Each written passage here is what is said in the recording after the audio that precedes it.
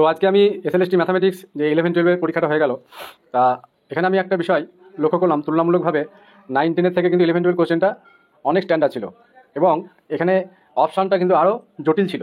এবং 15টা কোশ্চেন আমি দেখলাম যেগুলো যারা পড়াশোনা রেগুলারিটি করে বা করেছে তারা কিন্তু দেখেই অ্যান্সার করে দেবে।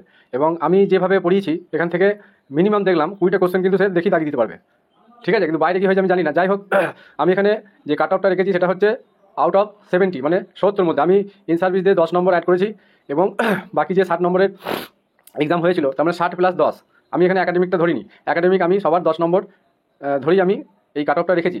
এবার এই আমার যে কাট অফ, এই কাট অফ কিন্তু ক্রস, মানে এটা থেকে বেশি কিন্তু যাবে না, যা হবে এর মধ্যেই হবে, বাইরে থেকে কমতে পারে। তা কোশ্চেন আমি ভালো রকম অ্যানালাইসিস করে দেখলাম যে অনেকেই কিন্তু অনেক কোশ্চেন কিন্তু ঘোরানো ছিল এবং ঘোরানোর জন্য অনেকে কিন্তু বুঝতে পারে না যে ওই কোশ্চেনটা কিন্তু আলটিমেট ওই অ্যান্সারটা এসেছে, ঠিক আছে। তা হয়তো একটা কোশ্চেন কি দুটো কোশ্চেন 9-10 থেকে একটা কোশ্চেন এসেছিল PQ = -1, তা ওটা ঠিক আছে, কিন্তু বাকি কোশ্চেন কিন্তু খুব একটা ইজি ছিল না।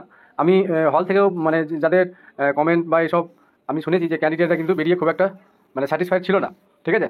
তাই ইজি কোশ্চেন হয়তো 10 থেকে 15টাই আমি ধরছি যে ইজি কোশ্চেন হয়তো ছিল, কিন্তু বাকি যে 45টা কোশ্চেন ছিল মোটেই ইজি ছিল না।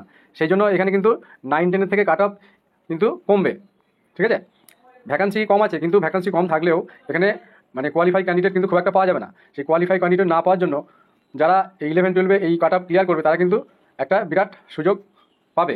সেই জন্য আমার এই কাট অফ হচ্ছে যে unreserved male 45, female 41, OBC A male 43, female 41, OBC B male 45, female 42, SC male 40, female 38, EWS male 40, female 35, ST male 35, female 32। তা এই আমার হচ্ছে প্রেডিকশান। আমি কোশ্চেন ভালো রকম অ্যানালাইজ করে দেখেছি। অনেকেই হয়তো এখান থেকে যে 60টা কোশ্চেন ছিল তারা যেভাবে অ্যান্সার বিভিন্ন জায়গায় মিলিয়েছে, সেখান থেকে কিন্তু ফাইনাল অ্যান্সার কি যখন আসবে দেখা যাবে 2-3টে অ্যান্সার কারো হয়তো ঠিক হয়ে যাচ্ছে, কারো হয়তো ভুল হয়ে যাচ্ছে। তাহলে যাদের কোশ্চেনগুলো ঠিক হয়নি তাদের কিন্তু একটা প্রফিট, কারণ বাকিদের যদি ভুল হয়ে যায় তাহলে কিন্তু তারা কিন্তু অনেকটা এগিয়ে যাবে।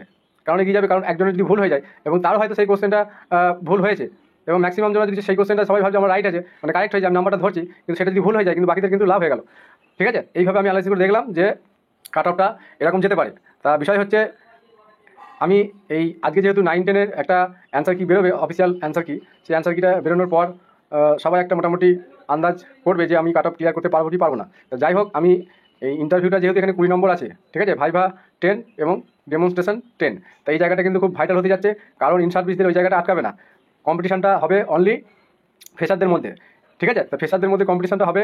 আরেকটা বিষয় বলি যে এখানে আমি দেখতে পাচ্ছি যে ইন সার্ভিস অনেক টিচার যারা পরীক্ষা দিয়েছিল 9-10 বা 11-12, তাদের অনেকেই কিন্তু প্রাইমারিতে রিক্রুটমেন্ট দেওয়া হচ্ছে।